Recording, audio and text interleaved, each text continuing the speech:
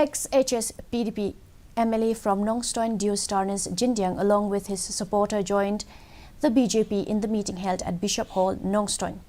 The induction ceremony was attended by Sanborshilai Minister, Convener Meghalaya State Election Management Committee ALHEC, former MLA of Mausenram HM Shampliang, David Kharsati State Vice President, Judy Surong State President Morkha Yuva and hundreds of BJP supporters. Addressing the gathering, Nongstoin ex-MLA D. Jindyang said that BJP is the only party that loves the people and the country the most. He told that since Narendra Modi has become a Prime Minister of India, it motivates him to join the BJP.